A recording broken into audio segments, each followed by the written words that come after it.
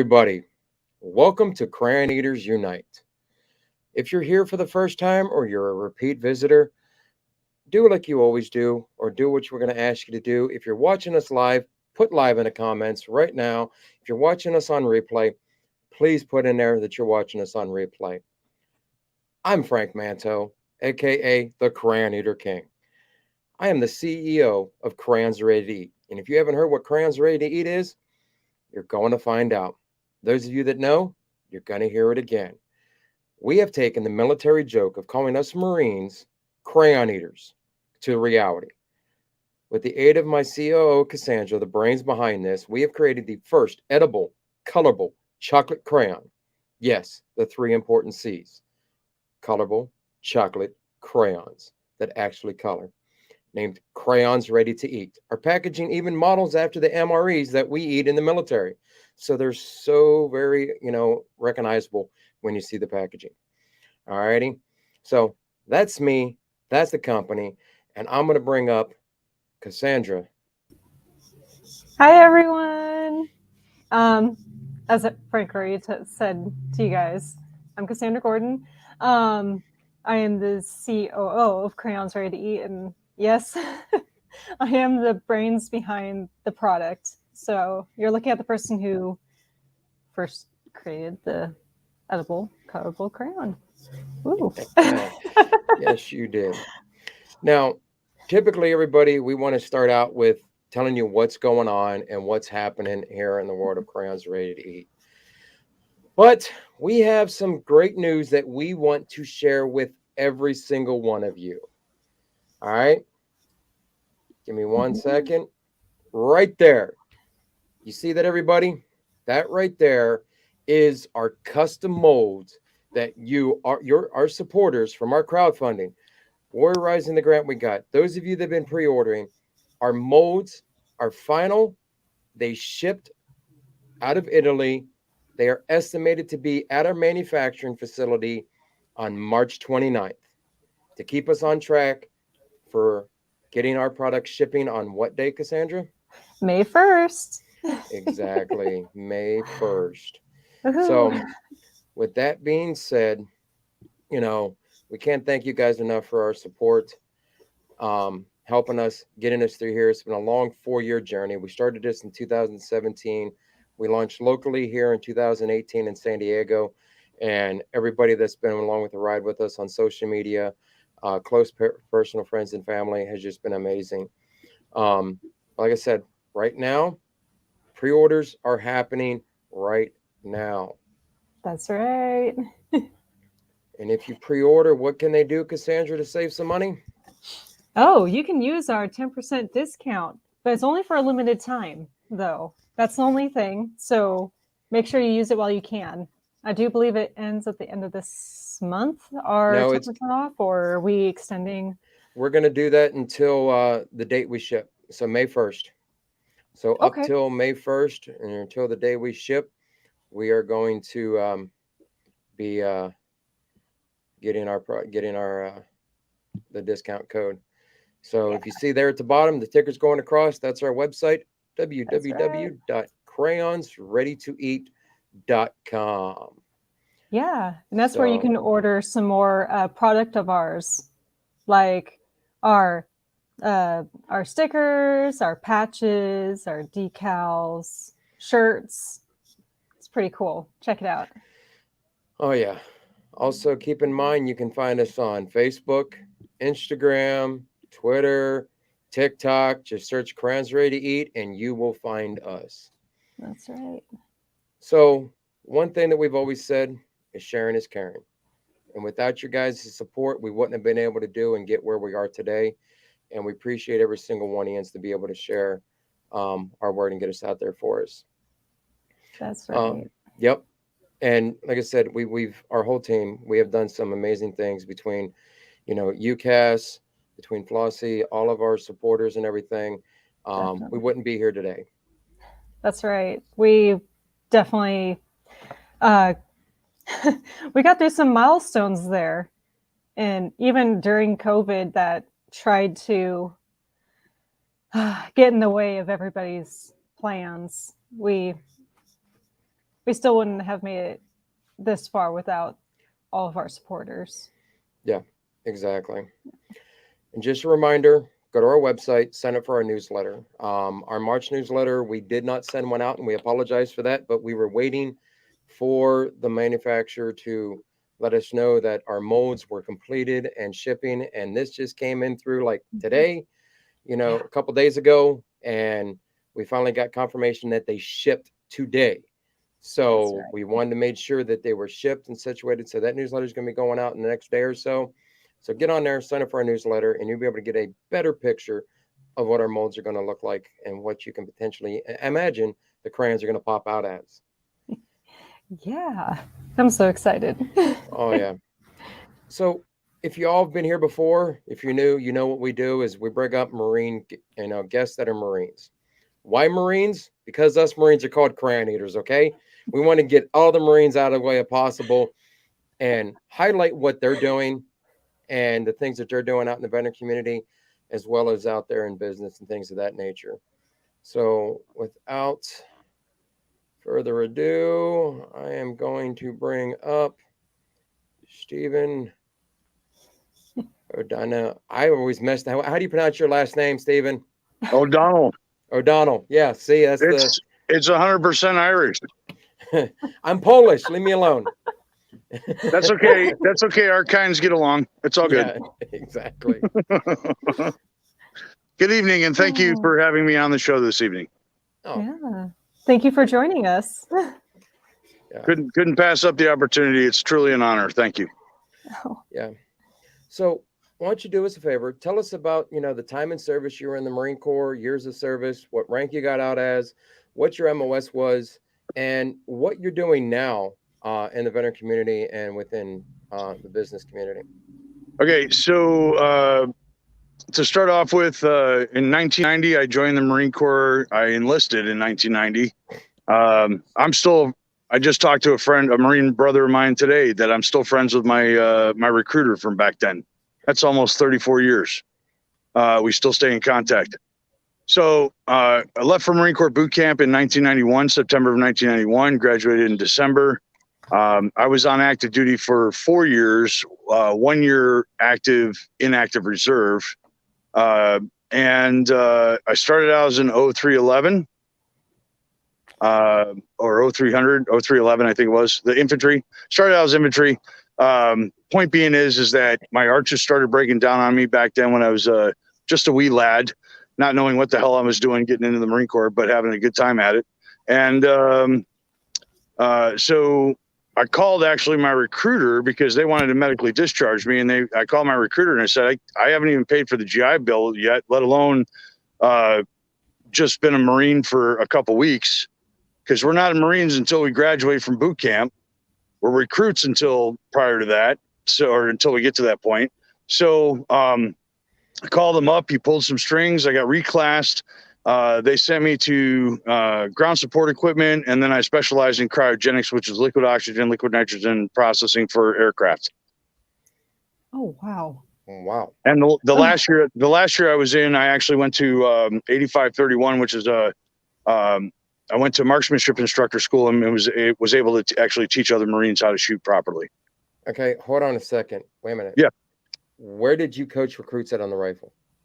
I did not. It was just a school that I got while I was on inactive reserve. I was on active inactive reserve. So I was able to get the MOS of 8531. Because I have an MOS of 8531. Yes. I didn't have to deal with all the headaches you did. Yeah, I actually got to coach recruits on the rifle range at Edson Range in Camp Pendleton. Well, there you go. So trust me, yeah. it's helped me out. It's helped me out later in life. As far as I'm trying to keep the flag behind me. I'm sorry, guys. It's helped me out later in life. As far as helping friends, family. Even when I got out of the Marine Corps and had a break in service, and then I joined the Army later on, and I realized that might be cussing on this podcast, but we'll talk about that later. Where I became EOD, I was actually able to help a lot of people learn how to shoot properly. So I'm really glad that I was able to obtain that MOS. So. Wow, that's cool. Thanks. Yeah. Okay, so I got out of the Marine. I got out of the Marine Corps as a corporal. When I went in, Desert Storm was already over, so it was Desert Shield. Back then, there was a ton of reclassification from infantry ranks that wanted to stay in. Promotions were slow. Obviously, that's what happens in the Marine Corps. It gets that way, no problem. So when I got out, I was a corporal, and then I had, like I said, I had a 3-year break in service. If I left college and gone back to the Marine Corps, I would have lost rank based on how this system works, and that's fine. But I actually decided to take the ASVAB over again and then go to the Army, and then I became an EOD technician, bomb squad guy, which leads into what I'm doing for veterans now and what I'm doing after my military time in service and 20 plus years of working as a contractor, working for Department of Defense, whatever the case may be. I co-own Master Blaster Coffee with three people that absolutely represent the best team I've ever had. And we're selling coffee like it's going out of style. We've been in business just over 90 days. I think we're closing in on 100 days of business, actually. Oh, congrats. That's so cool. Thank you very much, Cassandra. Thank you. See, I want to roll back to something real quick. And you said you went in the Army. If you would have paid attention at the intro, see, Cassandra is a daughter of an Army veteran. Yeah. Yeah. But he's airborne, so he's a little bit better than you. It's okay. It's okay, to each their own. I like my chalks, the guys that jump out of planes. I went through air assault. Point is since 9/11 happened, in the early 90s, it's interesting. In the early 90s, all the branches of service, we had that rapport with each other where we were better than you, and we didn't have a problem, like, getting into fights with you and all that other stuff. But since 9/11's happened, when we had all these joint operations, we're all brothers and sisters. Doesn't matter what service ribbons you wear. Doesn't matter what uniform you wear. We are all brothers and sisters taking care of each other and moving forward. That's what it boils down to. That's right. Exactly. So what got you decided to start a coffee company? Well, it's interesting you say that because on all 5 combat deployments that I went into, I was the guy that made coffee. Everybody came to me for a cup of coffee. I would make it strong. Back then, I mean, when you're in deployment status, you don't care what it tastes like as long as it's got a kick, right? Knock the cobwebs off, because who knows when's the last time you had a chance to sleep. But I'd get bags of whole beans. I had a grinder at one point in time. I'd make strong coffee. My first deployment in 03-04 in Baghdad, right after the surge that took over the country or occupied the country, I stopped putting sugar in my coffee within like the first 2 weeks I was there, because I was drinking so much coffee, I was going to be diabetic by the time I was done with that combat deployment because of how much coffee I was drinking. We'd be running nonstop. Our team, Danny was the team leader. I was the team member. The 2-man team. I mean, the company itself, with assistance from a couple other teams, we had 10 teams in 5 sectors of Baghdad. We ran 2,469 incidents in 6 months. And that's bomb squad running incidents. So that's UXO stuff. That's IED stuff. That's stuff that looks like an IED but doesn't end up turning out to be anything. Post blast analysis. It was dud pit. You got to clear the dud pits. It was crazy. Absolutely crazy. So I've been drinking coffee a lot, and it just kind of seemed to fit. In the last year, I've spent a lot of time. I retired from a job back in April. I'm now working again, but I spent a lot of time dealing with mental health. And through all of that, to be at the tail end of the treatment through mental health and have 3 amazing partners to help me freaking build this business. And for us to, the timing was just right. I mean, I've got 3 amazing partners, and then I've got JR, who's our roaster, and he's he's phenomenal, absolutely phenomenal. We have just been doing absolutely bonkers with the coffee. So really, really excited. So grateful for the support. We recently launched a new logo. We've got merchandise. We have merchandise advertised, but we got new merchandise going to be advertised soon, as well as apparel. So all these are blessings. All these are blessings coming out of whatever, all of the stuff that happens. So we've got your website down there, masterblastercoffee.us. Yes, sir. Anybody wants to be able to go and support what you're doing, and have some amazing tasting coffee, go out there and give it a try. So I want to ask you a couple more questions before we send you back into the green room and we wrap this up. When you were in the Marines, we were pretty much around the same time. I was 95 to 02. Okay. So when I was in, I wasn't called a Crayon eater. All right. Okay. And I'm sure you weren't called one either, correct? Nope, I was. You were called one then? Yep. So back then they were just trying to transition. The Mothers of America were trying to make Marine Corps boot camp a little bit more acceptable for those people that wanted to become Marines, but didn't have the necessarily the structure to become Marines, because they would have problems with the okay, I'll just call a spade a spade. Prior to that, a long time prior to me, Marine Corps drill instructors, they'd put your hands on you. Well, when I was in Paris Island, so we got our hands put. They put our hands. And on I had that happen with me too, but they were trying to phase it out back then when I went in 1990, 1991. Point being is that yes, there were some comments made about being crayon eaters. Most of it was jarhead, leatherneck, whatever the case may be, especially being a West Coast guy, because we're so near all the Navy bases. It wasn't so much crayon eaters, but it was definitely the jarhead, leatherneck, whatever. Well, since it's came out as a mainstream, joke now, since I came across it in 2016, 2017. Okay.